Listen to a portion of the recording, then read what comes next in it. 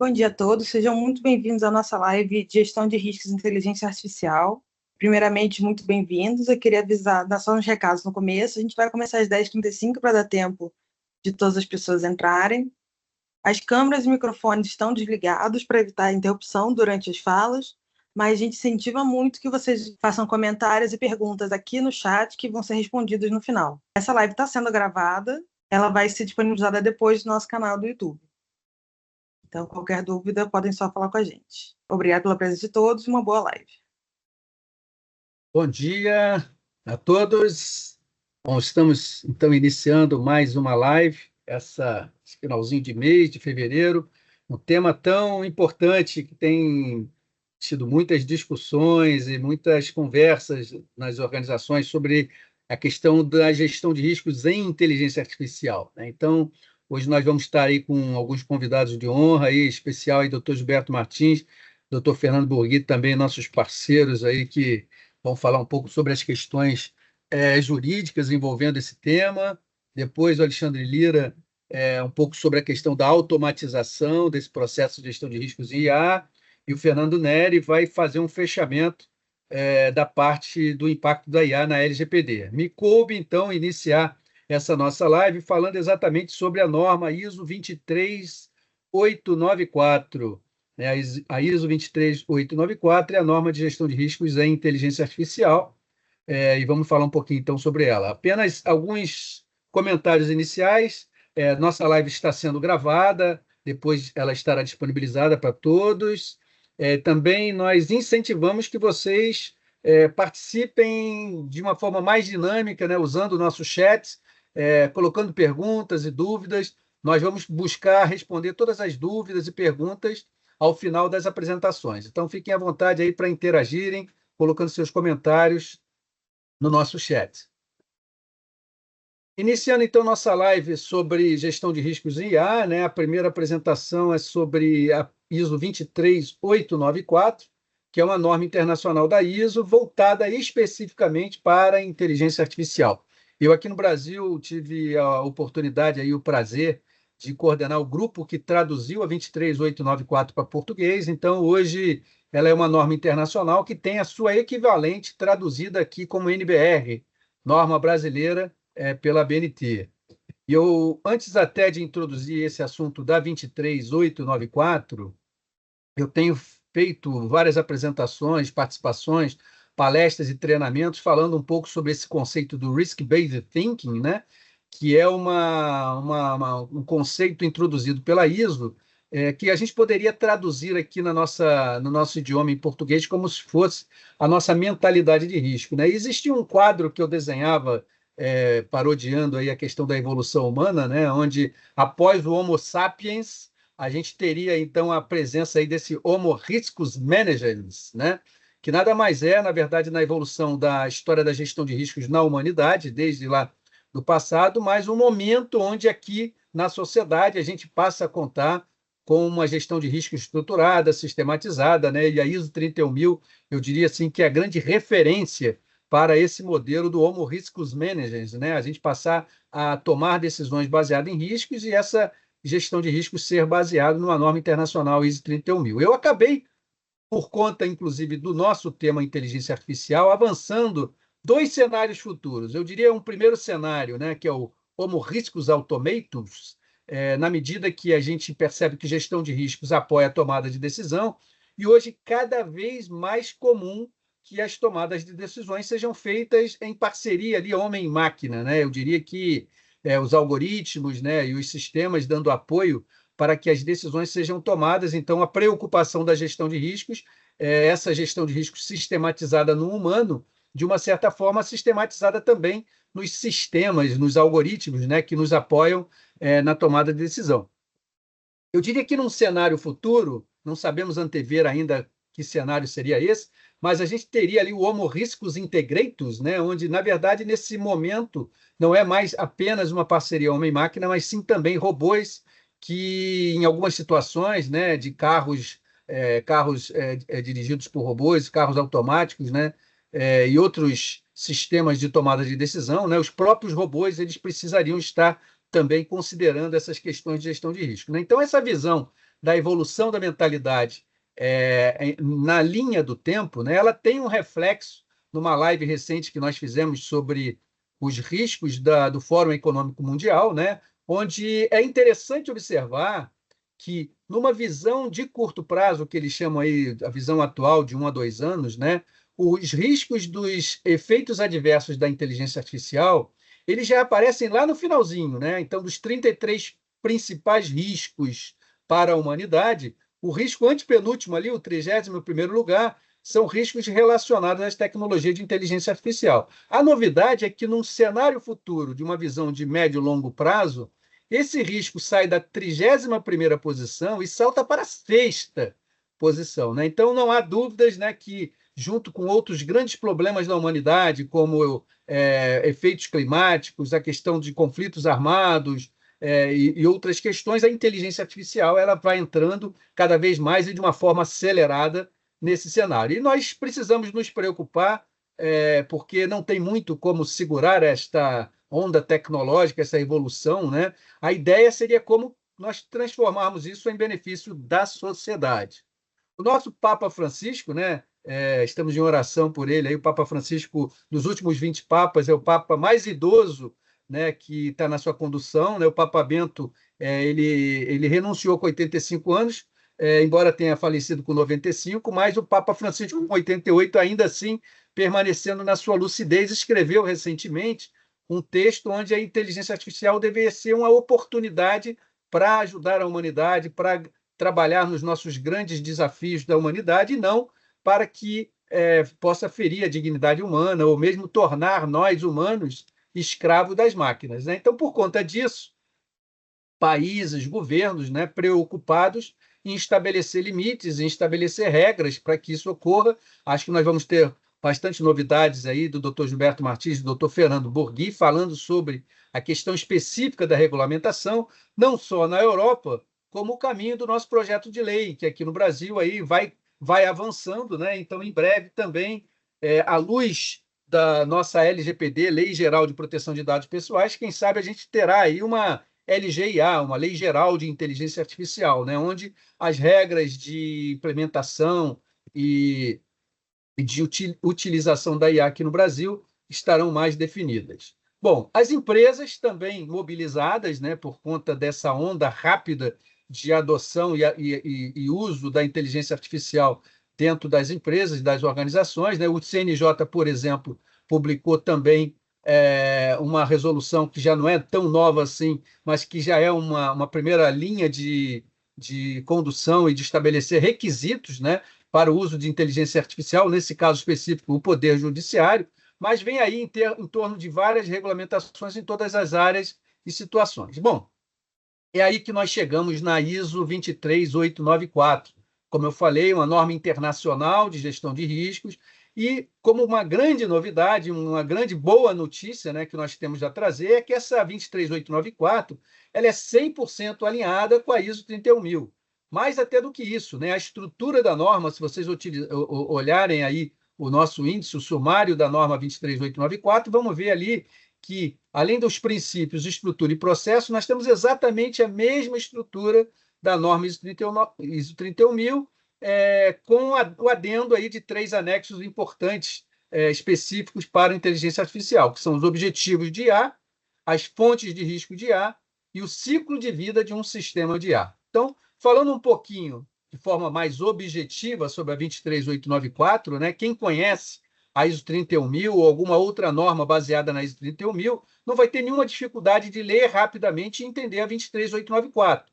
Até porque o centro, o miolo, o core da 23894 é o processo de gestão de riscos, onde as atividades principais são desenhadas, e dentro da 23894, a diretriz maior é, né, que convém que os riscos de inteligência artificial sejam, segundo o processo, identificados, né, avaliados, quantificados qualitativamente ou quantitativamente e, principalmente, tratados em relação aos critérios de riscos e objetivos da organização. Eu só queria colocar um parênteses em relação a esse processo de gestão de riscos. Alguns de vocês estão acompanhando aí a minha newsletter no LinkedIn. Eu vou depois pedir para a Giovana e Gaia deixar o link da newsletter aqui no chat para que vocês possam acessar. Especificamente, eu tenho comentado sobre a revisão da norma ISO 31000, que está em andamento. Não precisem se preocupar, né? A previsão de término dessa revisão é daqui a 3 anos, né? Então, pelo menos aí até final de 2028, continua valendo a norma atual, que é a nossa versão de 2018, mas algumas mudanças um pouco mais radicais estão em discussão. Eu tenho discutido e debatido isso dentro do nosso comitê de gestão de riscos da ABNT e também trocado batido essa bola aí com a sociedade, né, através dos comentários do LinkedIn, né? Então, uma das mudanças um pouco mais radical, né, olhando aqui de volta para o nosso processo, tem a ver com a definição de tratamento de riscos, né? E uma segunda com o processo de avaliação de riscos.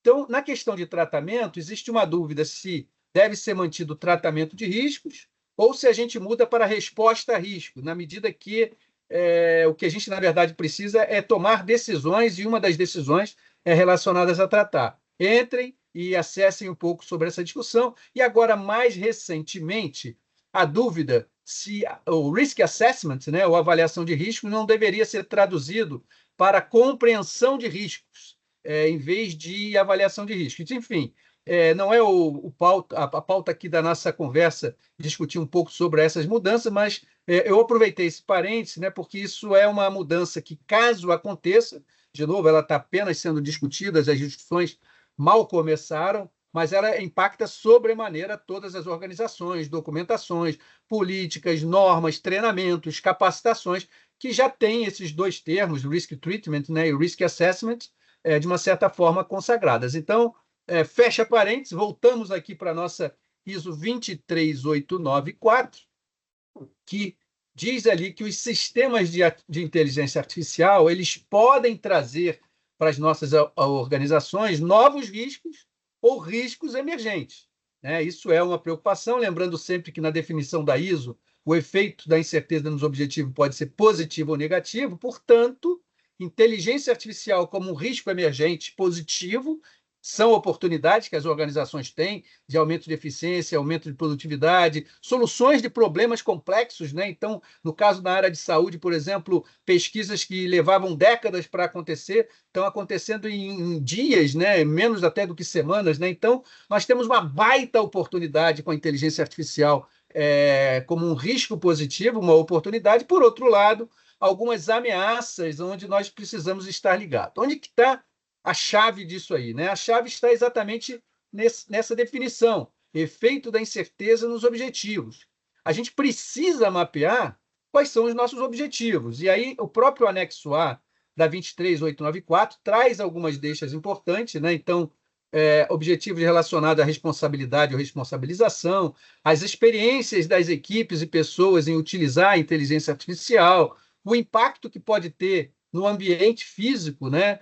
Disponibilidade e qualidade dos dados de treinamento, né? Isso é um ponto importante, né? Se a gente coloca coisa ruim dentro do processo, sai coisa ruim lá da outra ponta, né? O conceito de fé ou de justiça para que as decisões sejam tomadas de forma imparcial, questões relacionadas à privacidade ou mesmo robustez, confiança no algoritmo, manutenção para que possa, na verdade, corrigir falhas e os impactos tanto na segurança física, safety, quanto na segurança da informação, security, a transparência de todo esse processo e a explicabilidade para que as decisões não sejam uma caixa preta, sejam entendidas. Então, essa é uma lista que apresenta como exemplo no anexo A da 23894 e que pode ser tomada aí como um ponto de partida para que a gente possa estabelecer gestão de riscos IA. E eu só queria terminar trazendo um caso prático do uso da 23894, né? Então, eu selecionei aqui como exemplo a ideia de que imagina uma organização, uma empresa de e-commerce ou uma empresa de telecom, né, que desenvolve um chatbot inteligente para atender às solicitações dos usuários da LGPD, né? Então, imagine aí uma fila de usuários solicitando demandas relacionadas à LGPD e tem um chatbot para lidar com essa situação. Alguns riscos identificados, né? Vamos começar por aí, identificar alguns riscos. Então, primeiro, a falha no cumprimento dos direitos dos titulares, né? Então, é importante que o chatbot garanta que as soluções cumprem os requisitos da lei. Erros de interpretação, o chatbot não entender corretamente o que está sendo pedido. Proteção dos dados pessoais, proteger de fato aquilo que se espera na LGPD, os dados pessoais dos titulares, falta de transparência nas respostas, caso principalmente aconteçam falhas, né? E para a gente seguir, como o nosso tempo é bastante escasso, eu selecionei aqui o primeiro dos riscos, né, que é falha no cumprimento dos direitos dos titulares. Como é que a gente faz a avaliação de risco, né? Então, a gente sabe que na compreensão desse risco, na avaliação desse risco, a gente precisa identificar causas e fontes desses riscos, né? Então, essa falha, por exemplo, pode ser causada por solicitações complexas que estão fora do escopo do treinamento do chatbot, né? Ou mesmo erros de configuração nas instruções ou no fluxo da solicitação. Muitas vezes, falta de integração com sistemas internos, né? Porque essas solicitações são respondidas acessando outros sistemas, ausência de atualização, manutenção contínua, né? Então, é uma necessidade premente, né? E até mesmo limitação do chatbot entender exatamente o que as pessoas estão pedindo. Então, essas causas, eu diria assim, podem nos levar à falha no cumprimento dos direitos dos titulares, né? E esse mesmo chatbot, falhando nesse cumprimento, pode gerar para a empresa várias consequências. Violação da LGPD, com multas e sanções que a gente já conhece, um dano à reputação da empresa, né? Então, um chatbot que era algo para melhorar a reputação, na verdade, queima o filme da empresa, e aí ações legais por parte dos titulares, até mesmo os titulares, os clientes ficando insatisfeitos e trazendo aí até, eventualmente, custos adicionais e recursos desperdiçados. Então, poderemos desenvolver de uma forma mais elaborada, né, um bow-tie para esse risco, né, com causas e consequências do lado esquerdo e direita, mas o mérito aqui não é exatamente a gente chegar num gabarito, né, apenas fazer um exercício muito rápido de como é que seria usar a 23894 para identificar e avaliar os nossos riscos de IA. E suponha que nessa análise chegamos à conclusão de que esse é um risco alto, né, com uma probabilidade alta e um impacto alto também, portanto, seguindo a política de gestão de risco, o apetite por risco da organização, a gente diz ali que esse risco precisa ser tratado. Eu tenho que tratar o risco da falha do cumprimento dos direitos de titulares. Então, vai para o nosso último slide, que é a parte que, na verdade, eu preciso tratar esse risco. Teria uma lista de ações enormes para poder tratar algumas dessas causas, né? ou ações mitigatórias para tratar consequências. A gente selecionou 3 aqui apenas a título de exemplo, né? Então, para tratar esse risco que a gente falou de falhas no cumprimento da LGPD, treinar e fazer melhorias no chatbot, né? Na medida de que surge uma nova regulamentação ou surge um novo conceito, né? Ou se identifica uma daquelas falhas que é a causa raiz de produzir essa falha. Então, precisamos treinar e melhorar o chatbot. Monitoramento e controle contínuo, não dá para confiar 100%, né? É preciso ter uma curadoria, principalmente enquanto esse chatbot não está maduro, né? Monitorando e detectando rapidamente qualquer falha e, principalmente, no caso de uma falha, né? Um plano de recuperação, um plano de contingência, um plano de continuidade para atender e responder rapidamente e até mesmo escalando isso para que um humano faça uma intervenção para que esse problema não se escale. Então, com isso, a gente seguiu um ciclo completo aí da ISO 23, da ISO 31000, seguindo a 23894, onde a gente identificou um risco, analisou, avaliou o risco e tratou o risco, que é o cenário principal. Bom, o anexo C da norma, né, eu acabei trazendo um case onde a gente já tem, como se tivesse um sistema já em operação e monitoramento, né, que é um sistema de IA, mas a 23894, lidando com sistemas de IA, ela prevê riscos que vão desde a concepção, o design, o projeto, lá no início do que seria esse chatbot, até uma versão final, onde esse chatbot sai de circulação, e aí tem toda a questão de deletar os dados, etc, etc. Pessoal, muito obrigado. O nosso tempo era curto, então eu procurei fazer um exemplo bem amplo. A gente tem escrito alguns artigos e polêmicas, né, sobre esse assunto na nossa newsletter. Peço que a Gaia e a Giovana, então, coloquem para vocês aí, se vocês puderem acompanhar essa nossa newsletter semanal. Vou passar, então, a palavra ao doutor Gilberto Martins, que segue, então, falando um pouco sobre as questões aí da legislação internacional. Gilberto, com a palavra. Bom dia a todos. Eu queria agradecer a Modo pelo convite e nessa parceria já de 25 anos e a Modo sempre liderando em assuntos de gestão de riscos, cibersegurança, proteção de dados pessoais. Parabéns ao Fernando Nery, Alberto Bastos e a toda a equipe. né? Vou carregar aqui já a nossa apresentação e dizendo que esse é um tema que me é muito caro. Eu faço parte de um grupo pequeno de especialistas consultados pela ONU com relação a se fazer uma tratado ou convenção internacional de inteligência artificial. E acho que a própria abordagem da ONU já reflete a questão da gestão de risco. A ONU, cautelosamente, está focando primeiro em IA aplicada em contratos comerciais. Tem menos arestas, né? Eu acho que isso já fala por si. Sobre a regulamentação internacional, que é esse tema, eu acho que a gente já teve uma bela prévia com o GDPR e LGPD. GDPR saiu na frente e claramente inspirou a LGPD. E como existe um gap permanente entre o GDPR e a LGPD, a gente está sempre tendo que olhar para o GDPR também, né? Só que aqui a gente tem um problema pior com a IA, que é o fato de não ter o equivalente à LGPD. A gente ainda não tem uma lei no Brasil, né? Mas a gente precisa usar a IA desde já na prática, né? E a IA está cada vez mais internacional e os países estão divergindo. Então, como é que a gente faz, né? Por que e para que a gente acompanha a regulamentação internacional de gestão de riscos de IA?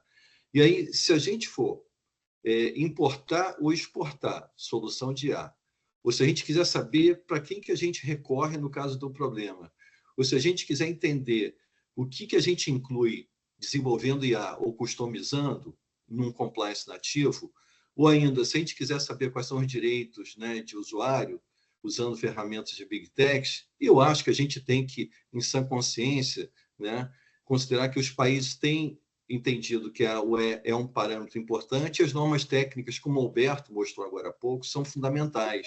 Então, e são normas técnicas internacionais, né? Então, o uso de plataformas internacionais atrai questões de jurisdição, né? E o projeto de lei que está para ser votado no Congresso fortemente se refere à internacionalidade. Bom, primeira página de jornal hoje é a questão do Itamaraty rebatendo fortemente, né, os Estados Unidos com relação a uma decisão brasileira, né, em relação à plataforma estrangeira. E as plataformas que a gente usa são cada vez mais estrangeiras, como é que a gente está usando nesse momento, né? Então, onde é que uma questão dessas é julgada? Qual é a competência? É nacional ou é internacional? Isso a gente está falando do judiciário, cresce o uso da IA no judiciário muito rápido. Rodrigo Mafra, aqui no chat, mencionou a nova regulamentação do CNJ para o uso da IA no Poder Judiciário. E nessa regulamentação nova, tem ali manifestado a preocupação com soberania digital, né? E nela própria se diz que, nessa resolução do CNJ, né, ela não exclui a aplicação de convenção internacional. Então, o judiciário, que é o final da linha, né, para qualquer problema que a gente tenha, ele está dizendo, eu vou olhar uma convenção internacional, né? A justiça aqui no Brasil, ela primeiro deu uma liminar mandando parar o edital do reconhecimento facial em São Paulo, em seguida revogou isso, dizendo que se forem observados procedimentos e protocolos internacionais, aí pode, aí ela liberou o reconhecimento facial. Então, é a justiça brasileira reconhecendo que é fundamental a gente se guiar pelo que existe na internacionalidade, né? E isso acontece na justiça, inclusive, alguns percalços. A gente já teve situações de juízes usando o ChatGPT e alucinação, como também advogados, né? E, bom, a questão que a gente colocou no início, quem julga isso? É no Brasil ou é nos Estados Unidos, né?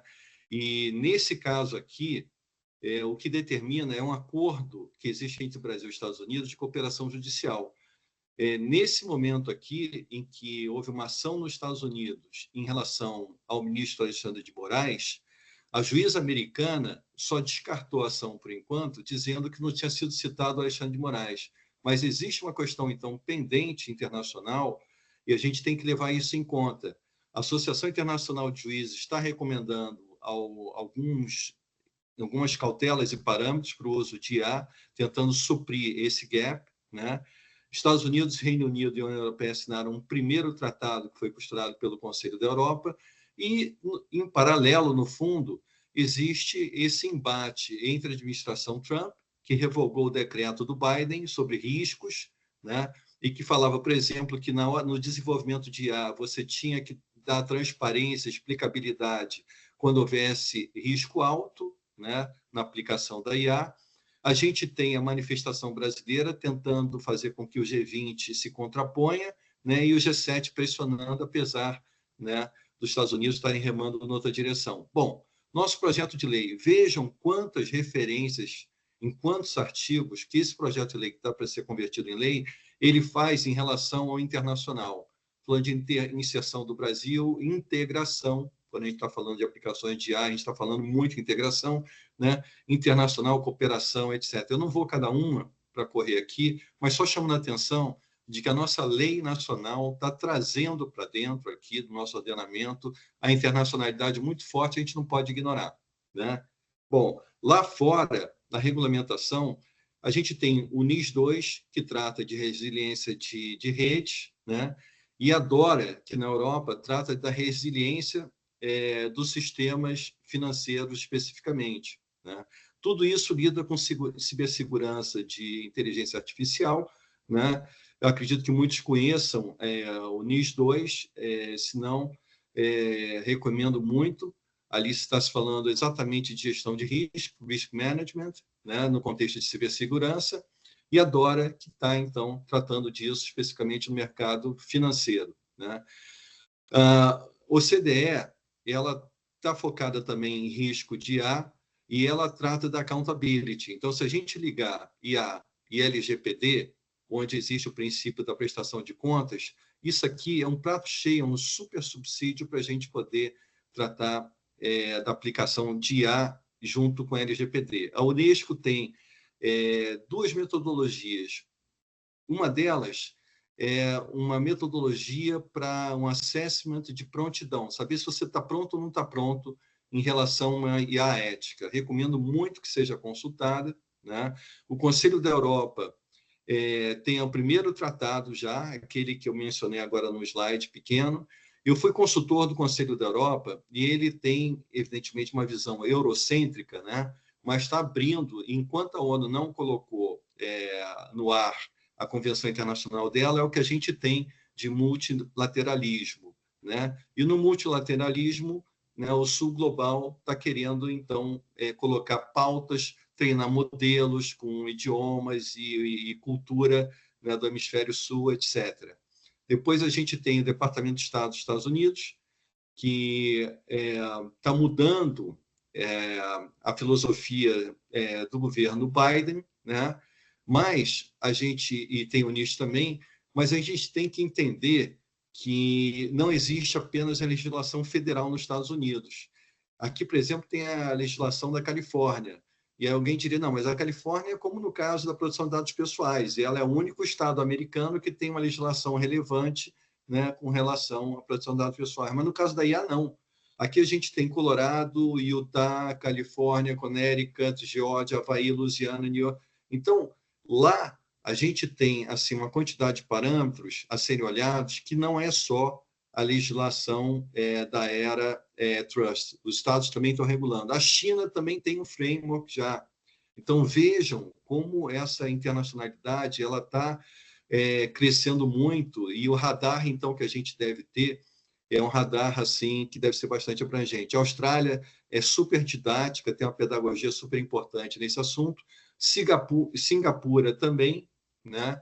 E as normas técnicas proliferaram. O Alberto mencionou, o Alexandre mostrou, e elas são um sânscrito, são um esperanto, são uma forma de consolidar as diferenças entre normas legais nacionais e internacionais. Então, elas podem ser um atalho importante, mas elas são técnicas, elas não são legais. Então, de qualquer forma, é importante a gente juntar as técnicas e as legais, né? Existem alguns estándares com relação a dados pessoais e aplicação de inteligência artificial e também propriedade intelectual. A gente sabe que o que importa nessa questão do processamento pela IA de obras autorais não é só o que sai, o output, é também o input, o feed, né? Além da base de dados que tem que ser sanitizada, né? E os prompts que têm que ser adequados, e eventualmente o algoritmo que tem que ter um filtro de viés. Agradeço mais uma vez muito e passo a palavra, então, aqui adiante. Obrigado. Bom dia a todos, pessoal. Meu nome é Alexandre Lira. Me coube aqui apresentar para vocês como a gente pode automatizar a gestão de risco em IA haja visto essas diversas frameworks, movimentos de criação de lei, com a PL 2338, até a aprovação da resolução do CNJ em termos de gestão em termos da inteligência artificial. Hoje, por exemplo, também tem o ato da inteligência artificial da Comunidade Europeia, que tem um vacatio legis de 24 meses, mas já fala no ato que os riscos inaceitáveis têm que ser 6 meses, têm que ser, então, já tratados. E aí ele fala de uma coisa interessante de harmonização jurídica. A harmonização jurídica para que uma lei não interfira na outra, por exemplo, uma lei de IA não interfira na LGPD e vice-versa. Mas a gente também pode aplicar esse termo da harmonização desses controles, da harmonização desses frameworks todos, e como é que um desafio grande, como é que a gente automatiza isso tudo. A gente está participando mais ou menos de 3 projetos atualmente em relação à inteligência artificial, análise de risco, inteligência artificial, num banco, numa empresa de telecomunicações e num tribunal de justiça, cuja quantidade de projetos que o CNJ pesquisou em todos os tribunais, 62 tribunais responderam com 140 projetos de IA. Isso em 2023 já disparou, inclusive, a pesquisa para 2024. Já visto, então, a quantidade de projetos só no âmbito dos tribunais de justiça em relação a esse tema. E pegando um pouco, viu, Fernando, sobre o assunto carnavalesco, o pré-carnavalesco, aqui que a gente está fazendo, me lembrou de um samba enredo de uma escola aqui do Rio de Janeiro, do Niso da Tijuca, no Carnaval de 2012, onde ele tinha um tema chamado O Dia em que a Terra Parou, que o intérprete Tinga fala que, por exemplo, que o tempo não para e a história se repete, um futuro que já era, a tecnologia invade e o homem se envolve na teia que criou. A vida virtual, tudo é possível, mas a Terra geme e clama por socorro.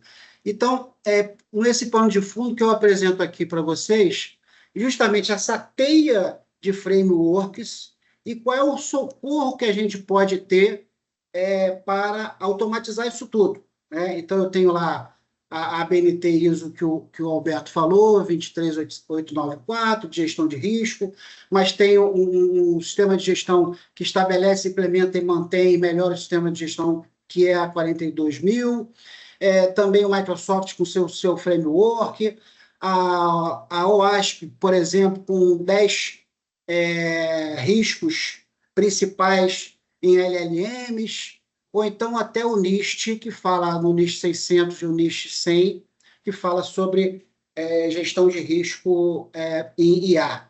E tudo sob o guarda-chuva da 31000, que é como se fosse uma espécie, de ter o papel de meta-framework nessa teia toda de frameworks que a gente pode, então, implementar. Então, eu peguei um exemplo, só para vocês verem a facilidade e como a gente pode ajudar a parametrizar a nossa plataforma de software com clientes que já possuem o nosso software ou futuros clientes. Então, eu peguei por pano de fundo a norma, o framework ISO no NIST AIRMF 1.0, que é o NIST 100, que tem lá as suas 4 funções, são atividades de risco, para apoiar no desenvolvimento, no desenho, desenvolvimento, na implementação e até no uso responsável da IA. E cada função, por exemplo, é dividida em categorias, em subcategorias, por sua vez, as ações em cada subdivisões, etc. Então, por exemplo, como é que a gente faz para pegar a função mapear, que é o contexto, como se fosse o contexto e critério da 31000, com seus 18 itens, e implementar? Como é que a gente faz, por exemplo, para pegar a função que é medir, que não nada mais é que análise e avaliação de risco com seus 22 itens, e também implementar esse tipo de automatização? E na outra fase, que é o gerenciar, ou seja, aceitação, tratamento, transferência dos riscos nos seus 13 itens que a NIST, então, preconiza. E, por fim, a função de governar, que é a cultura de gestão de risco, também na comunicação, no registro, no relato desses riscos. Então, a gente tem uma suíte da plataforma Risk Manager para poder ajudar aos nossos clientes a automatizar toda a gestão de risco de inteligência artificial.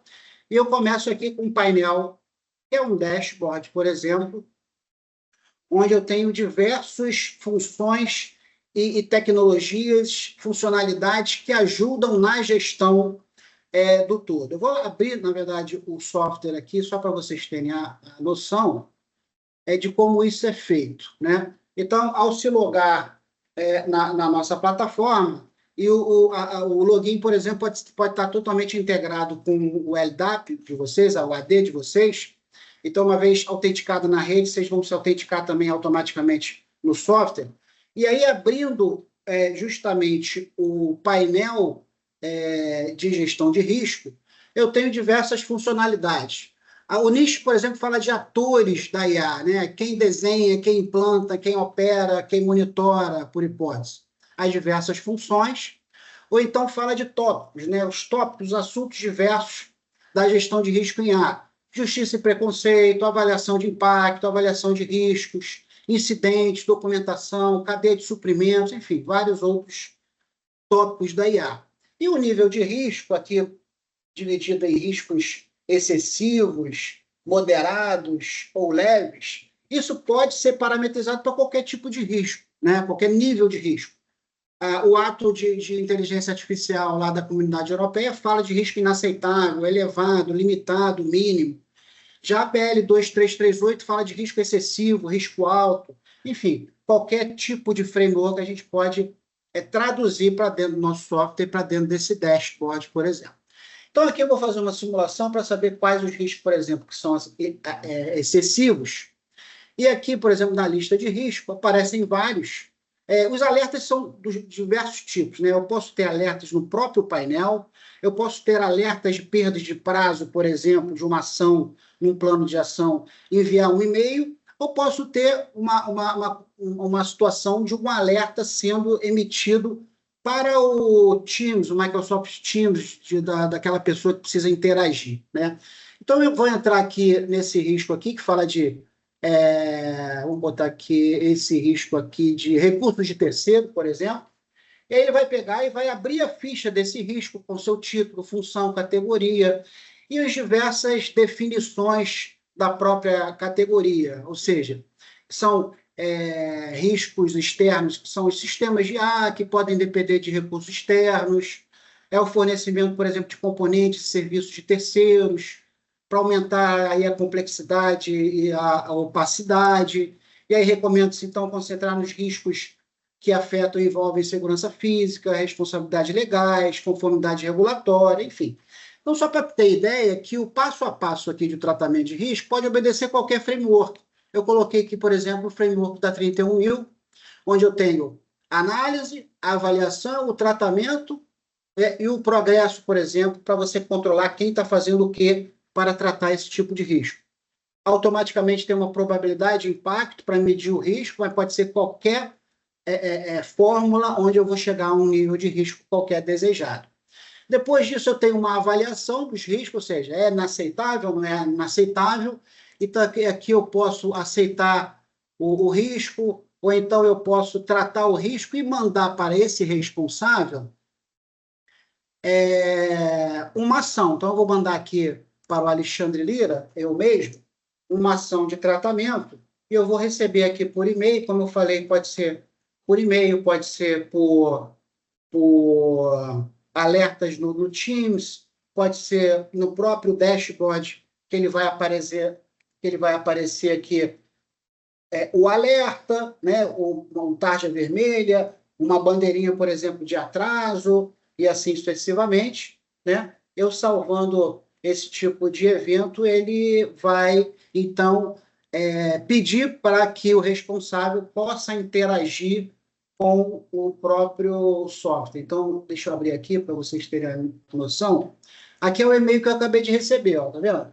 O e-mail de 11/10, prezado Alexandre Lira, você é responsável por tratar esse projeto, esse item, ele vai clicar aqui no item e vai abrir automaticamente esse item exclusivo para você, então, poder tratar e interagir, colocar evidências e assim sucessivamente. Esse é um tipo de alerta que se faz automaticamente, tá vendo? Eu caí justamente nesse tratamento, eu verifiquei aqui na avaliação, fiz lá o tratamento que eu tinha que fazer, coloquei as evidências, tem lá o que eu preciso fazer, o passo a passo. Então, não é um software só que automatiza, é também uma base de conhecimento que vai facilitar a própria gestão. E para finalizar aqui minha fala, a gente pode também dizer que esse alerta, deixa eu projetar aqui, esse alerta pode ser feito através de robôs que vão conversar com a nossa plataforma e com o Teams, por exemplo. Então, o Teams, através do robô, que pegou a informação da plataforma, dizendo, olha, tem lá uma política para você aprovar, olha, passou um prazo, olha, é preciso, então, interagir para tratar esse tipo de risco. Então, pessoal, só para contextualizar, logicamente que eu poderia falar 8 horas só sobre essa automatização, mas só para vocês verem a versatilidade que é pegar um framework, ou um conjunto de frameworks, ou parte de frameworks, por exemplo, que tratam de gestão de risco em IA, e aplicar automatizando dentro do nosso software. Ok? Pessoal, aproveitando, quem quiser mandar alguma pergunta, alguma observação, tá? Fique à vontade. E também, depois dessa nossa live, se alguém... Nós temos feito apresentações para as organizações, né? Então, muitas vezes, alguns clientes, alguns parceiros nossos solicitam uma apresentação sobre esse assunto, né, que a gente pode aprofundar e também tratar especificamente, né? Isso, nós temos tido uma demanda bem grande dessas iniciativas. Olá, pessoal. Fernando Borghi aqui, me ouvem? Sim, ouvimos. Maravilha. Pessoal, queria agradecer novamente a Módulo, né, pelo convite. Esse bate-papo aqui, a gente dá muito valor, né, para poder manter um monitoramento e uma atualização em relação a assuntos variados de tecnologia e gestão de riscos. Então, a Módulo faz um trabalho excelente nesse sentido. Vamos falar rapidinho sobre algumas notícias, sobre a LGPD, o que ela já traz de produção de dados em inteligência artificial e o novo projeto de lei. Notícias. Casos aqui que ficaram famosos, né, na literatura recente, o caso da Compass. Então, Compass, né, era um sistema de inteligência artificial utilizado por juízes para prever o risco de de reincidência criminal. Só que esse sistema, por conta de alguns vieses internos, discriminava negros, tudo uma questão de ciência de dados, né? Se existem, por conta das questões de racismo estrutural, mais negros encarcerados, o sistema acabava prevendo, né, uma maior probabilidade de que negros fossem reincidentes, e, portanto, esse sistema orientava os juízes a negar liberdade condicional a negros. Então, um problema claro de viés nesse sistema Compass. Sistema de saúde norte-americano, algo similar, né? Tinha uma predição sobre quem precisaria de maior atenção e acabou favorecendo pessoas brancas, né, em detrimento de pessoas negras. Por quê? Porque pessoas brancas nos Estados Unidos acabam tendo mais acesso aos serviços de saúde. Portanto, num outro viés, esse sistema utilizava dados pessoais e dava um resultado que era discriminatório. E, por fim, um algoritmo de contratação da Amazon que acabava sendo enviesado contra a contratação de mulheres, porque, no contexto geral, eventualmente mais homens mandavam currículos para aquele tipo de serviço, e por ser um universo mais masculino, ele acabava excluindo currículos femininos por conta dessa questão. E atualmente, a gente tem visto aí nos últimos meses um trabalho grande da ANPD, que é a Autoridade Nacional de Proteção de Dados, que vocês já devem conhecer, na análise e na regulamentação de inteligência artificial, sempre num contexto de proteção de dados pessoais. Então, a ANPD está bastante aquecida em relação a isso. Bom, o que a LGPD faz? A LGPD protege dados pessoais, né? Isso a gente já sabe. E nesse contexto, como inteligência artificial pode usar dados pessoais, esses assuntos eles se misturam.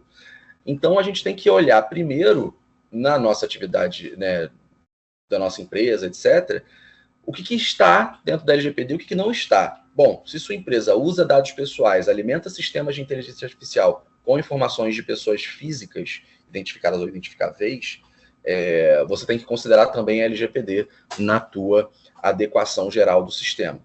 Se não é dado pessoal, se é um dado pessoal anonimizado, se é uma estatística, ou se é algo virtualmente impossível de você descobrir quem é aquela pessoa por trás da informação, não é dado pessoal. Se não é dado pessoal, você não precisa se preocupar com o LGPD. Então, é sempre importante fazer essa primeira divisão para saber o framework regulatório na qual a gente está inserido. Se a gente não sabe qual é a norma que se aplica, provavelmente a gente vai estar em desconformidade, né? E outras questões também importantes de dizer sobre divisão entre dados pessoais e aplicação da LGPD é que a LGPD possui algumas exceções à sua própria aplicação. Então, operações fora do território nacional, que não se refiram ao titular em território nacional, nem sirva ao fornecimento de produtos e serviços em território nacional, ou seja, no Brasil, isso está fora da LGPD. Não precisa se preocupar com a LGPD. Eventualmente vai ter que se preocupar com alguma outra norma, mas não com a LGPD. Tratamentos para fins jornalísticos, artísticos e acadêmicos, também não se precisa se preocupar com a LGPD. Segurança pública, também não precisa se preocupar com a LGPD, embora vá existir uma lei específica sobre proteção de dados nesse contexto de segurança pública. E, por fim, dados que provenham de fora do território nacional, sejam tratados aqui no Brasil e só sejam devolvidos ao país de origem, ou seja, veio de fora, foi tratado aqui e apenas voltou sem ter um compartilhamento dentro do Brasil com outras pessoas, também está fora da LGPD, não precisa se preocupar. E a gente vai falar sobre gestão de proteção de dados normal, embora voltada para a inteligência artificial. Então, qual que é a metodologia mais aceita, né, da IAPP, em relação a essa análise da conformidade de manutenção da gestão da proteção de dados pessoais? Primeira fase de avaliação, ou seja, visualização desse framework regulatório no qual a gente está inserido. É só a LGPD? Existe alguma norma regulatória setoral, por exemplo, saúde, né? Por exemplo, internet, né? O Marco Civil da Internet, tem alguma norma diferente que autoriza ou proíbe você a utilizar algum dado pessoal? Tudo isso pode estar envolvido. Em sequência, né, o mapeamento do fluxo de dados pessoais. De onde esse dado pessoal vem? Quem é responsável por ele dentro da nossa organização? O que é feito com ele? Qual é o objetivo que a gente quer alcançar? Sabendo o objetivo, qual é a base legal que autoriza a gente a usar esse dado pessoal? Onde é que fica armazenado? Por quanto tempo fica armazenado? E para quem que isso é enviado, né? Internamente e externamente. Por fim, a avaliação da conformidade desse processo. Em cada aspecto desse fluxo, você vai ter uma norma, uma regra da LGPD que você vai ter que se adequar. Né? Execução. Depois de você avaliar as conformidades, você vai executar as adequações, né, que o teu especialista, seja o teu DPO, um DPO as a Service, né, um escritório de advocacia, um consultor, tua segurança da informação, tua TI, o que eles vão recomendar vocês a mudar naquele processo já existente para que ele fique aderente à LGPD. Daí, a elaboração de políticas, né? Muito importante que vocês já comecem a elaborar políticas, né, de gestão da inteligência artificial. Né? Diversos clientes já têm pedido para a gente esse tipo de estruturação, porque já se vê que os profissionais da ponta, os profissionais da operação, estão usando IAs generativas normalmente, né, para facilitar o seu trabalho diário, e fazendo isso, é possível que informações confidenciais da empresa estejam entrando, né, num chat GPT da vida, ou estejam sendo absorvidas por algum outro tipo de inteligência artificial, que a gente não sabe o que vai fazer, né? A gente joga essa informação, o profissional acaba jogando essa informação da empresa dentro de um balde ali, né, da inteligência artificial que ela vai processar para te dar uma resposta, e a gente não sabe bem o que essa inteligência artificial vai fazer com aquela informação. Então é importante que, antes do uso desse tipo de ferramenta, seja feita uma avaliação. E como é que você vai fazer isso? Vai fazer isso prevendo essa obrigação numa norma interna, para que todo mundo fique ciente que não pode usar nenhum tipo de ferramenta sem antes passar pelo crivo, né, da empresa.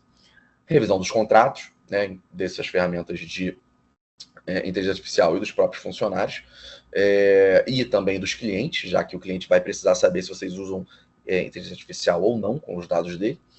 due diligence de fornecedores, né, como eu tinha dito, e etc. Governança, estruturar a governança, os processos de gestão de proteção de dados, quem é responsável por garantir a manutenção da conformidade, quem vai fiscalizar isso, quem vai treinar os funcionários, né, a institucionalização de métricas de desempenho dessa regulamentação interna sobre o uso de inteligência artificial, avaliação dos riscos, né, como a Módulo estava dizendo há pouco, adoção de medidas de segurança, institucionalização de monitoramento de normas, casos, ataques, tecnologias. Então, a gente tem sempre que estar de olho, inclusive, participar desse webinar também faz parte da questão da governança, né? A gente está monitorando normas, casos, ataques, tecnologias disponíveis para aprimorar o nosso próprio dia a dia. E, por fim, um preparo de respostas. Se acontecer um incidente de segurança da informação utilizando ferramentas de IA, como é que a gente vai responder?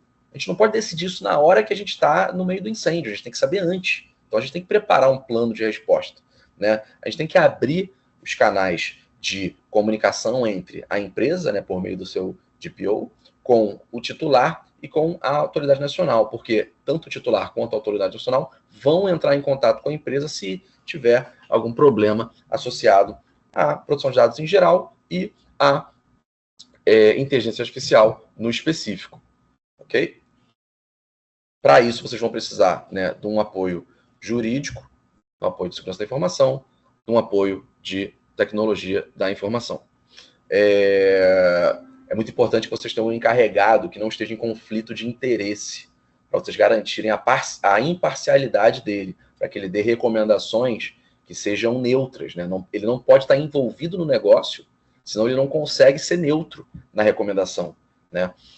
E convém também que vocês montem um grupo, né, um comitê, com vários stakeholders dentro da empresa, para que possam informar o encarregado dos limites da empresa, do que é possível fazer, da estratégia da empresa, para que ele possa tentar ajustar aquelas recomendações à situação atual da empresa. E aí existe aí uma conversa, né, entre DPO, essa figura um pouco mais externa, e a empresa, né, o objetivo de negócio da empresa, para se chegar a um denominador comum de adequação. E o artigo 20 da LGPD, ele é a primeira tentativa de você normatizar inteligência artificial, né? Ele se aplica a decisões da empresa que são baseadas unicamente em tratamento automatizado, ou seja, inteligência artificial, né?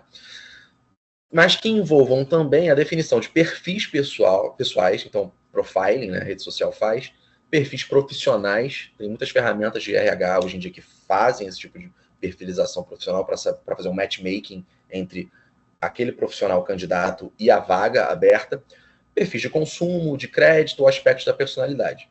E quais são as obrigações que o artigo 20 traz para a gente? Esse artigo 20 já está em vigor, né? Transparência e segunda chance, né? Transparência. A empresa precisa ser capaz de explicar para a pessoa física como que ela chegou na sua conclusão. Então, no exemplo, um candidato a emprego mandou seu currículo e a empresa disse que ele não era adequado àquela vaga. A pessoa tem o direito de pedir uma revisão e de pedir uma explicação. O que isso significa? Isso significa que a ferramenta que vocês utilizam tem que ser traduzível, tem que ser explicável. Vocês precisam saber quais são os critérios que ela utilizou na análise daquele currículo, quais são os pesos que ela utilizou para valorar certos aspectos daquela pessoa positivamente ou negativamente, e no final dizer que aquela pessoa está ou não está adequada a aquela vaga. Então isso significa que os sistemas de IA não podem ter black box, não podem ser uma caixa preta em que a gente não consegue explicar o resultado daquele input, né? Por que o output saiu daquele jeito. Tem que ser reproduzível, porque você precisa saber que aquela decisão é passível de revisão, então você tem que estar apto a revisar aquela decisão e tem que estar supervisionado, né? Tem que ter uma pessoa por fora que seja capaz de analisar a possibilidade de algum erro ou de algum viés naquela decisão automatizada, naquele output da máquina. Eventualmente, se tiver segredo de negócio, vocês não são obrigados a expor tudo isso para a pessoa física, mas se houver segredo de negócio e vocês, né, manterem sigilo, a NPD vai poder fazer uma auditoria né, tentando preservar esse segredo. Por fim, o PL que está em discussão lá no Congresso, né? Ele aprofunda essas questões, né? Ele foca bastante em proteção de dados pessoais e traz melhores definições, né, sobre as informações que devem ser prestadas à pessoa, como a pessoa vai saber que você está utilizando um sistema de inteligência artificial. Você precisa explicar isso para ela. Obrigações de prevenção contra a discriminação, contestabilidade e revisões dessas decisões tomadas por sistemas automatizados, né? A pessoa tem o direito a contestar aquele resultado ou pedir a revisão. Segurança e prevenção, né? Você não pode estar numa situação de risco em que você não tem nenhuma medida de segurança, você tem que saber os riscos que você corre para você aplicar as medidas de segurança necessárias e assim evitar danos, né, a terceiros ou à sociedade em geral. Rastreabilidade, você tem que saber onde, como, quando, quais critérios foram utilizados para aquele output. E prestação de contas, você tem que documentar os teus processos internos, tem que documentar as tuas análises, as tuas decisões, os teus relatórios de impacto, para poder prestar contas disso. É nossa obrigação como organizações que utilizamos dados pessoais ter os documentos necessários para, se a gente cair em auditoria, a gente provar. A gente precisa produzir prova em nosso favor. Então, direitos, traz alguns ali que basicamente são os da LGPD, né? Informação prévia, explicação, contestação, participação humana, não discriminação, privacidade e proteção de dados. Então, tudo mais ou menos repetindo o que a LGPD diz. E novas avaliações de impacto. Como esse PL, seguindo um pouco a tendência europeia, ele vai dividir as obrigações dos agentes, né, de inteligência artificial com base no risco que eles trazem. Vai ter risco excessivo, alto risco. Então, essas categorias vão ter obrigações diferentes, né? Vai ter avaliação de impacto preliminar, no qual você define esse risco, e avaliação do impacto do algoritmo, onde você vai definir os riscos específicos da tua atuação. Então, era isso que eu tinha para dizer. Queria agradecer novamente a Módulo e a audiência de vocês. Obrigado e passo a palavra para meu xará, Fernando Neri. Valeu, Borghi. Parabéns, meu amigo. Bom, pessoal, eu escolhi o tema, o impacto da inteligência artificial na LGPD, que é real, que é atual, que já acontece, e vice-versa, né? O impacto da LGPD na inteligência artificial, né? O doutor Fernando Borghi, ele falou basicamente, fez alguns paralelos entre a conformidade da LGPD com a conformidade da inteligência artificial. Eu tenho visto que esse talvez seja o menor e o melhor caminho para as organizações.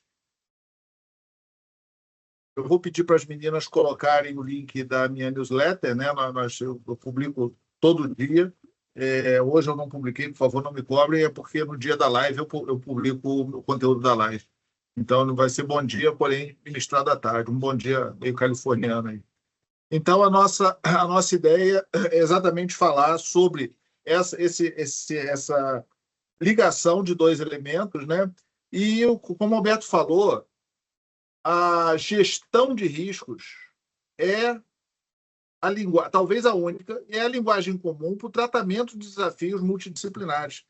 As organizações hoje têm desafios que talvez, se você juntar todos os recursos que você tem, você não consegue resolver uma delas. Então, você precisa ter processos inteligentes e colaborativos de maneira que você consiga atuar. Eu diria o seguinte, que o corporativismo de departamento é o maior desafio para essa integração. Por quê? Um não quer que o outro fale, um não quer colaborar com o outro. Vou dar um exemplo super simples aqui. Suponha que você vai fazer uma gestão de risco corporativa e você vai pegar os processos. Esses processos precisam servir para avaliação de inteligência artificial, para avaliação de segurança cibernética, para avaliação de proteção de dados pessoais. Muitas vezes, cada uma dessas áreas tentam ter uma visão específica da organização para fazer o seu trabalho, sempre considerando, né, um trabalho top-down. Só lembrando para vocês, pessoal, por favor, vocês podem fazer perguntas, tá, para qualquer apresentador. No final, o Alberto administra aí as perguntas.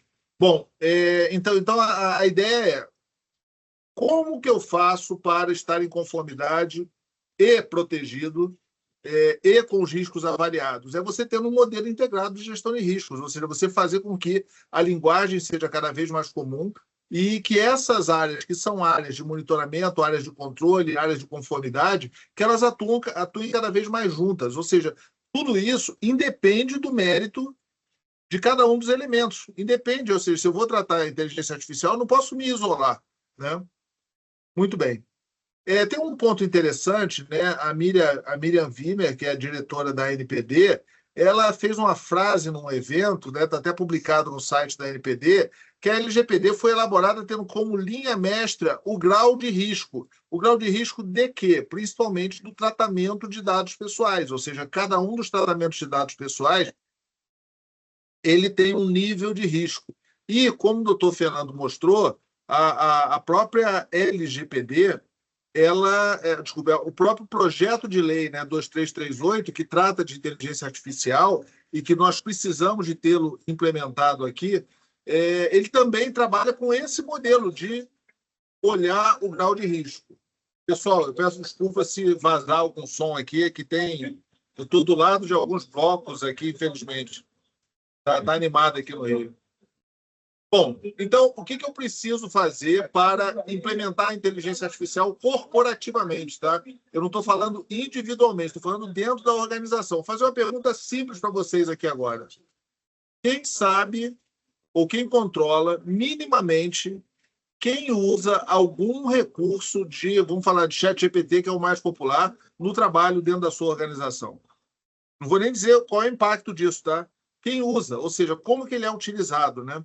Então, é necessário, avaliar os riscos. Os riscos vêm de boas práticas, vêm de frameworks e vêm de, principalmente na inteligência artificial, de modelos publicados recentemente, porque não adianta pegar um modelo de 5 anos atrás, quando nem existiu o ChatGPT. Ou seja, é necessário você juntar, você ter a avaliação de riscos baseada em modelos contemporâneos, atuais, da semana passada. Por quê? Porque as coisas mudam. Ou seja, há 3 anos atrás não existia a inteligência artificial usando o chat, ou pouquíssima gente utilizava. Depois, avaliar a conformidade contra leis, contra regulamentos, contra contratos. Cada vez mais existirão cláusulas contratuais falando sobre inteligência artificial. Quando você contratar, por exemplo, o plano de saúde, existirão lá cláusulas de inteligência artificial, porque o plano de saúde vai falar para você que ele usa nos sistemas dele inteligência artificial, que o hospital usa inteligência artificial, que o cálculo de seguro é baseado em inteligência artificial, e tudo isso tem que se transformar em avaliação. Existe um ponto interessante dentro dessa questão colaborativa, é você olhar a conformidade como risco regulatório e risco legal. É uma coisa legal, você já otimiza os processos ali. Criar políticas, criar processos, criar controles, principalmente automatizados. Se não automatizar, não vai rolar, não vai acontecer. Manter o monitoramento e garantir a sua gestão de mudanças, ou seja, é mudança o tempo todo. Nós precisamos realmente estar ligado que é algo... Não existe mais projeto de longo prazo, avaliação de longo prazo, auditoria de longo prazo. O que nós fizermos agora vai nos preparar para o agora, mas depois da manhã já vai ter coisa nova. Então, é um processo contínuo, né, que a gente precisa, principalmente um modelo bastante ágil. Eu diria o seguinte, que dentro de uma corporação a gente tem o desafio da multidisciplinaridade, porque cada tipo de profissional ele está acostumado a administrar uma equipe homogênea de pessoas que têm a mesma formação que ele. O cara de segurança, ele administra pessoas de segurança. A menina lá do RH administra pessoas de RH. O pessoal do jurídico administra pessoal do jurídico. E esse problema é pior ainda. Primeiro, ninguém nunca aprendeu, não tem nenhum curso para administrar equipes multidisciplinares. Esse é um desafio que chegou agora para a corporação. E, inclusive, boa parte das organizações tem resolvido isso com orientações top-down, ou seja, convencem o presidente a obrigar as pessoas a colaborarem de forma multidisciplinar, porque não é algo natural. Pelo contrário, tá? O desafio aqui é o contrário. As pessoas aprendem a competir com os outros profissionais, não aprendem a colaborar com os outros profissionais. Inteligência artificial, assim como a LGPD, talvez segurança cibernética nem tanto, exigem gestão multidisciplinar, ou seja, de pessoas com conhecimentos parecidos que precisam colaborar. Acho que esse é o grande ponto. O que já foi feito para a LGPD pode ajudar, mas o desafio da inteligência artificial é maior.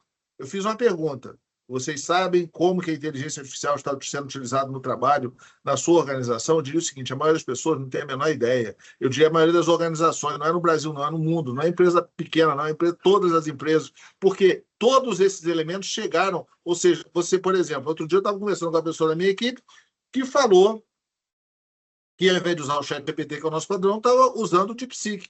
Eu acho isso aí excelente. Porém, quando a gente vai refletir, são modelos diferentes, princípios diferentes. Ou seja, não é porque é um ou outro uma decisão de gosto pessoal, mas é porque nós precisamos falar o mesmo idioma. Vamos sentar e conversar sobre isso. Eu acho que esse tipo de ação é interessante para a gente trazer. O desafio da IA é muito maior do que da LGPD. Por quê? Porque ele é proativo, porque ele muda muito mais, porque ele tem uma série de ferramentas espetaculares, e você faz imagem, por exemplo, uma área de marketing que vai usar um gerador de imagem tem um viés gigante. Eu faço artigo todo dia, gero imagem todo dia e eu convivo com o viés. Ou seja, eu uso o ChatGPT para fazer minhas imagens e quando eu falo numa visão corporativa, ele coloca a pessoa branca, com menos de 30 anos, bonita, magra e com cara de triste. É o modelo que é feito, é o viés dele. Então, nós temos um ponto que é importante, que uma lei, eu sempre escrevo isso lá na minha newsletter, que uma lei não é um framework. E a gente precisa entender esse ponto. Muitas vezes o pessoal de TI influencia e fala, não, mas eu estou acostumado a fazer code, estou acostumado a fazer isso, beleza. Tudo isso é framework. O tratamento da lei precisa ser baseado na lei. E a regulamentação, ela desdobra a lei. Se nós pegarmos, no caso da LPD, um regulamento, em média, ele é maior do que a própria LGPD. Então, quando vai falar regulamento para comunicação incidente, é maior do que a LGPD. Regulamento de transferência internacional é maior do que a LGPD. Então, o regulamento ele é extremamente importante. Então, nós temos uma série de frameworks, né, e que é importante você balancear isso aí. Assim, eu preciso olhar os frameworks que eles são a melhor prática, mas se você olhar, por exemplo, o framework do NIST de privacidade, ele é de 2020. Se olhar o framework do CIS de privacidade, ele é de 2021. Então, nós precisamos realmente estar alertas com relação a isso e olhar realmente para elementos que resolvam o nosso problema, que é um desafio de negócio, não é um desafio técnico. O CNJ ele fez algo muito interessante. Uma vez que nós não temos a lei, alguns segmentos estão se organizando. O CNJ, né, eu vi até que alguém mandou um link aí, eu estava na esperança de que fosse já a publicação do CNJ, porque o CNJ no dia 18, né, ele aprovou as regras de inteligência artificial, mas ainda não saiu publicado. Mas, de qualquer maneira, é excelente, aí está no site da OAB, é uma notícia assim, muito boa. E isso é uma regulamentação, né? Ou seja, nós não temos ainda a lei, mas alguns setores, os tribunais no caso, eles já estão... E o trabalho do CNJ nesse assunto é espetacular, tá? É para outros segmentos realmente aprenderem, olhar esse documento, olhar as pesquisas e tudo mais. Bom, então vamos ver a LGPD versus o projeto de lei 2338, que é a futura regulamentação brasileira de inteligência artificial, que o doutor Gilberto falou, né? Falou de um paralelo entre a GDPR e a LGPD, então é mais ou menos isso, ou seja, o padrão europeu de inteligência artificial se compara com o PL 2338. Um ponto interessante é que tanto a LGPD, o padrão que eu estou usando aqui está mais para a esquerda, está a LGPD, e mais para a direita está o PL 2338. Ambos têm o mesmo objetivo, ó, proteger os direitos fundamentais. Está no artigo 1 da LGPD, está no artigo 1 da lei de inteligência artificial, do projeto de lei de inteligência artificial. O objetivo é esse, proteger os direitos fundamentais. Ambos têm medida de risco. A LGPD tem uma medida de risco que é aplicada em dois momentos. Em cima de uma operação de tratamento para definir se você precisa fazer o relatório de impacto obrigatoriamente e em cima do incidente para definir se você precisa comunicar incidente. Ambos na LGPD são binários. Ou seja, ou ele é alto risco ou é qualquer outra coisa que não seja alto risco. No caso do projeto de lei de inteligência artificial, ele tem a definição do risco excessivo, que veda, ou seja, você não pode desenvolver, não pode implementar, não pode usar sistema de IA classificado com risco excessivo, e também define o alto risco e define todos os outros que não são de alto risco. Mas, obviamente, olhando a evolução da inteligência artificial, tem a possibilidade de um sistema que não seja de alto risco se transformar rapidamente para alto risco ou risco excessivo. Ou seja, isso aí é um pulo para acontecer isso aí. Bom, o direito das pessoas, né? A gente tem na LGPD o titular, temos no projeto de lei de inteligência artificial o afetado. Então, ele fala, né, dos direitos da pessoa e grupos afetados, e inclusive também tem o direito da pessoa e grupos afetados por sistema de alto risco. Nota que o fluxo de desenvolvimento e aprovação da legislação de inteligência artificial usou muito as experiências de proteção de dados. Então, ele sofistica mais, além do direito de grupos afetados por sistema de IA, e nota que a LGPD fala de operação de tratamento de dados pessoais e a IA fala sobre sistema de IA, muito focado em sistema de IA, que eu acho que, tipo assim, para TI, tá? Eu acho que deveria até dar uma expandidinha sistemas e serviços de IA. Existem os agentes, né? A LGPD tem o agente de tratamento, o projeto de lei tem o agente de inteligência artificial, que são os desenvolvedores, os distribuidores, os aplicadores, os usuários, né?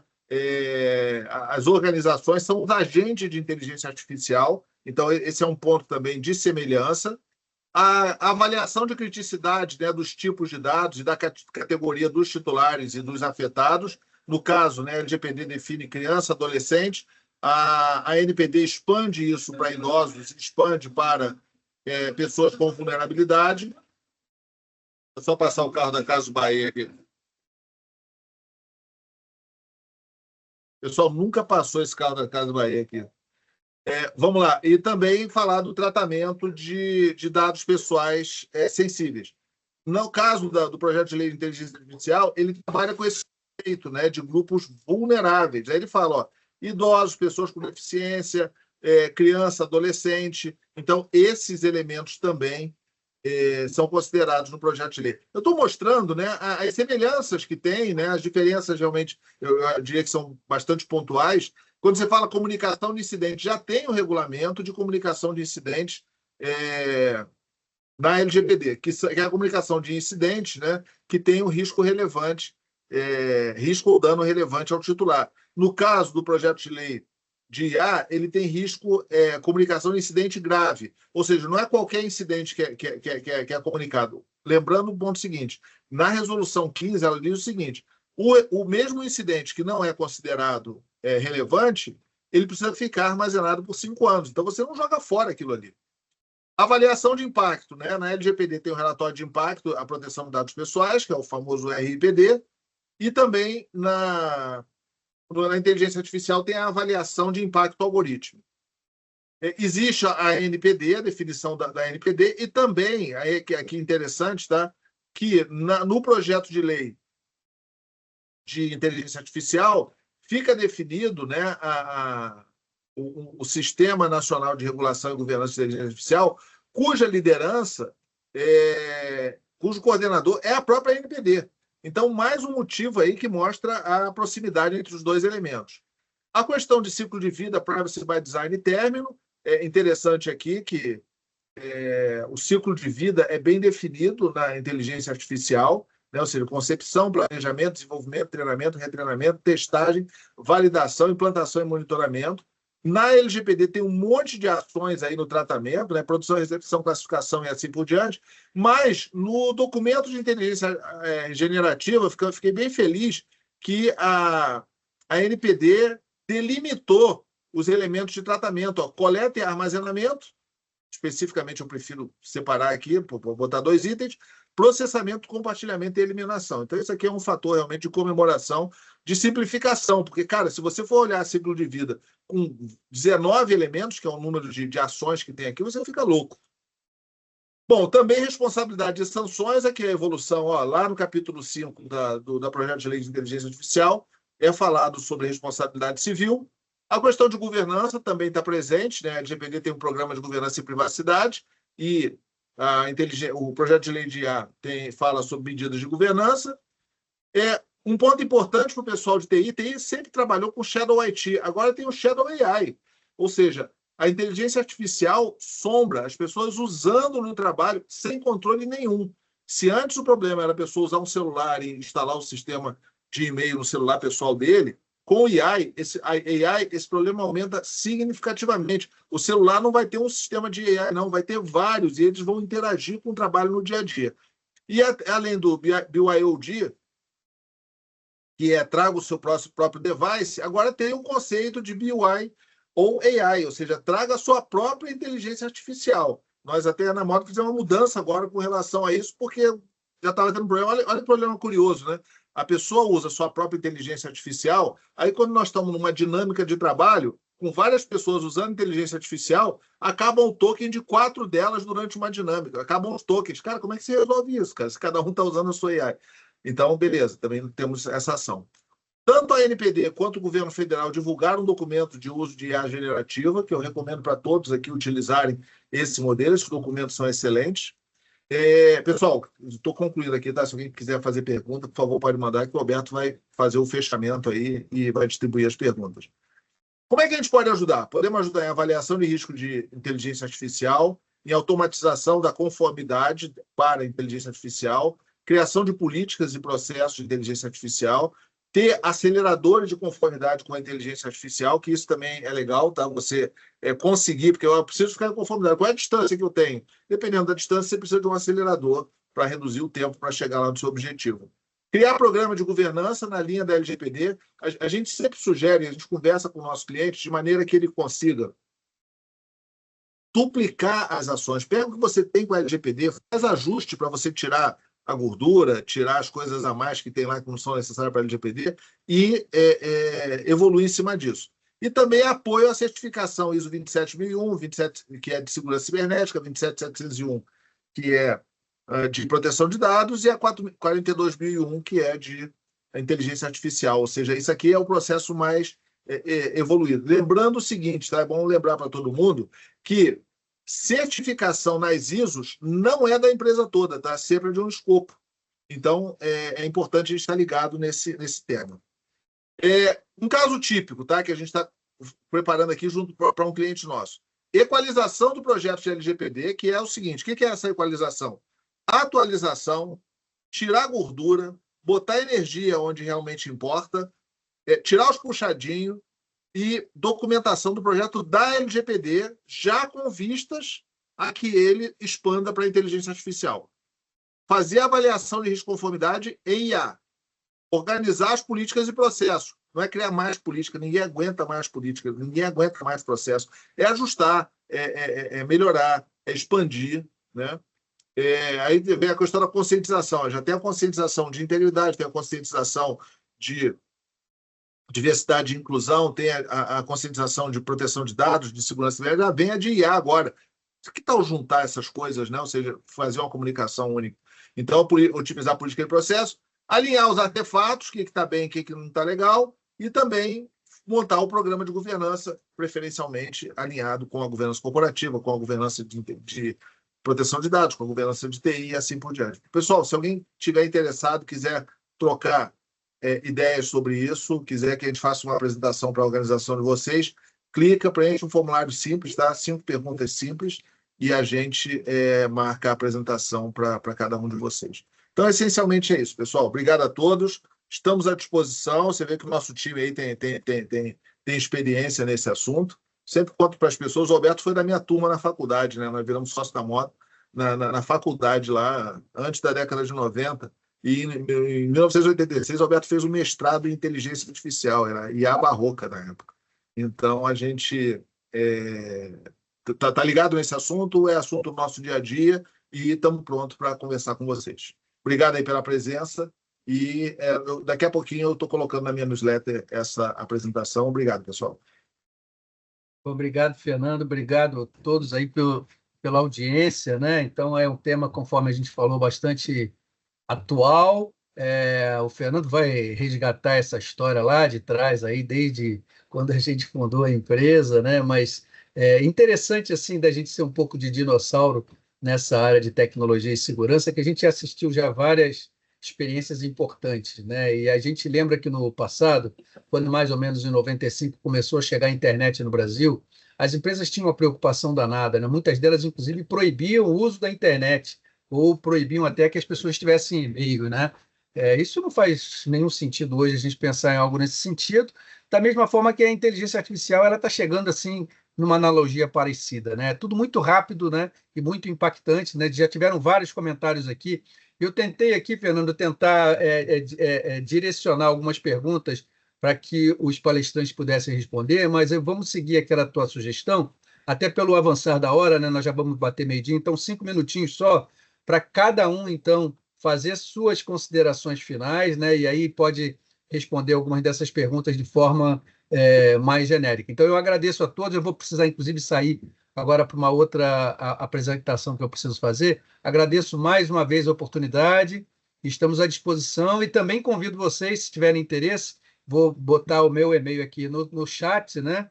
Se quiserem participar do nosso comitê de gestão de riscos lá da ABNT, que é responsável também pela tradução das normas de gestão de riscos, da participação, foi o nosso caso aí na tradução também da 23894, enfim, podem me encaminhar um e-mail e eu direciono isso lá para a ABNT. Mais uma vez, obrigado, vou passar a palavra, então, acho que na sequência pode ser o Lira, depois o doutor Gilberto Fernando e o Fernando Nery encerra. Obrigado, pessoal. Ok. Boa tarde a todos. Eu vou responder a pergunta aqui, Gilcimara, peraí que está com Gilcimara, desculpa, Gilcimara, que você fala que como implementar controles internos eficazes em um cenário de constantes mudanças relacionadas à IA. É difícil manter as avaliações atualizadas diante de tantas alterações rápidas, pois muitas... Entrou uma telinha aqui na frente. Pois muitas vezes o plano de ação sequer é finalizado e o cenário já mudou. É verdade, Simara, mesmo porque a gente não sabe o que vai vir pela frente em termos até de alterações, por exemplo, da PL 2338 e da própria resolução que ainda foi aprovada, mas vai ser publicada no CNJ, enfim. Essas diversas mudanças refletem automaticamente no contexto da organização e a gente pode ajudar nesse quesito justamente automatizando todo o processo de gestão fim a fim, desde o inventário, na análise, na avaliação, no tratamento, na comunicação, etc., porque o software, por ser bastante versátil, ele é totalmente parametrizável. Então, se mudou, por exemplo, um range de nível de risco, se mudou uma prioridade de um plano de ação, mudou, por exemplo, a necessidade de um controle, não precisa desenvolver código. É simples parametrização do sistema. Isso ajuda bastante para esse desafio que você citou aqui. E já encerrando aqui, agradeço a todos e nos colocamos à disposição para uma apresentação mais específica, mais intimista, olhando o negócio de cada um para poder fazer essa apresentação, mesmo porque a gente tem vários benefícios em relação a essa automatização. Quando você, por exemplo, utiliza, inclusive, essa integração com o Teams e esses alertas todos que você precisa ter para interagir com o tratamento de riscos diversos de inteligência artificial, por exemplo, no alerta de umas pendências, ou numa gestão de prazos, ou até mandar até campanhas de engajamento para o time que precisa responder aos riscos, e até apresentar uns extratos, por exemplo, como as minhas pendências, assim sucessivamente. Então, é isso que eu gostaria de finalizar, mais uma vez lembrando o Samir Redão News da Tijuca, um dia que a Terra parou, que ele fala da teia que foi criada, essa teia de framework, dificuldade, risco, e clama por socorro. A gente está aí para ajudar a esse desafio. Um abraço a todos. Bom carnaval. Bom, eu vou pegar aqui uma pergunta do Rodrigo Mafra, do TRT, e vou pegar pelo lado da internacionalidade, deixando para o meu colega sócio, Fernando Burgui, complementar. O AI Act, né, europeu, ele se baseia na gestão de risco, ele gradua o risco e tudo mais, né? E aqui a gente está sempre se pautando pela internacionalidade. Então, essa resolução do CNJ, a última, mais recente, né, ela diz o seguinte: é proibido usar IA generativa quando o processo tramitar sob segredo de justiça. Então, o que o CNJ está fazendo é aplicar a gestão de risco, graduando essa proporcionalidade. Se existe segredo de justiça, existe um sigilo maior em relação àqueles dados pessoais, né, envolvidos naquele processo, né? Então, o que é importante, a meu ver, é que o tribunal deixe claro, né, atendendo outro princípio da LGPD, que é o princípio da dever de informação e da transparência, né? Que ele vai estar usando IA generativa, né? Exceto em casos de tramitação sob segredo de justiça. Então, mais uma vez, né, a indispensabilidade da gente ter no nosso radar, né, esse perímetro do que acontece em melhores práticas internacionais para a gente se pautar, especialmente quando a gente não tem uma lei, como existe a da LGPD, a gente não tem ainda a aprovação da lei no Brasil, e como o Fernando Neri estava dizendo, não basta a lei, né? Você tem que ter regulamentação. A EBIA e o PBIA, a Estratégia Brasileira e o Plano Brasileiro, né, de Inteligência Artificial, eles foram editados antes da lei e talvez tenham que ser revisitados. Então, a gente tem que aguardar os próximos capítulos, olhando atentamente esses parâmetros que vêm de fora. Muito obrigado pela oportunidade e saúde e paz a todos. Beleza, doutor Gilberto. Dando continuidade aqui, a pergunta do Gerson. Para sistemas de IA feitas com técnicas de aprendizagem profunda, gerando modelos com bilhões de parâmetros, camadas, explicabilidade, que eu tinha comentado, né, é impossível. E as pesquisas em explicabilidade estão apenas engateando, ao passo que a gestão de risco é importante, não ficar para trás na corrida de IA também se mostra cada vez mais vital. Como as empresas podem equilibrar esse dilema? Gerson, é de fato um dilema, né? Porque a lei ela é bastante clara, tanto aqui quanto na Europa, em relação à obrigatoriedade de explicabilidade. Então, se você presta um serviço, né, para consumidores e a pessoa física quer saber como que você chegou àquela conclusão, aquela decisão sobre ela, aquela decisão que vai afetar a vida dela de alguma forma, como no exemplo do currículo que a gente deu, é uma obrigação ter que explicar. Eu entendo o seu ponto, né, que atualmente sistemas muito complexos são virtualmente impossíveis, né, de ser explicados exatamente. Eu defendo que a explicabilidade não é algo tão relevante assim, né? Eu e o Gilberto, a gente tem um artigo recomendado pelo STJ no Brasil, chamado Terapias e Terabytes, em que a gente faz a analogia do software que resolve, embora você não saiba como, com um remédio que resolve, embora você não entenda ainda como é a atuação dele no organismo. Isso existe, né, atualmente, né? Alguns remédios para apoiar questões de psiquiatria, a gente ainda não entende como funciona, mas a gente sabe que funciona. Então, se funciona e a gente deixa de utilizar porque a gente não sabe explicar, chega a ser antiético você não aplicar. Então, se você tem uma IA que funciona, que a gente comprovavelmente sabe que tem um resultado positivo, fica difícil, né, negar o seu uso por conta da explicabilidade. Por outro lado, se a gente não explica, no mínimo eu entendo que a gente tem que dar o direito de revisão. A gente tem que possibilitar essa pessoa que se sentiu prejudicada pela decisão tomada, a possibilidade de rever, né, de preferência com um ser humano, por um ser humano, os critérios utilizados, os pesos aplicados àqueles parâmetros para chegar a um output. Então, resumindo, a obrigação é de explicar, mas se não conseguir explicar, no mínimo, tenta revisar muito bem. Tá? Essa seria a minha posição em relação a esse tema. No mais, queria agradecer novamente a Módulo, né? Entendo que esse webinar é extremamente relevante para todo mundo que está aqui.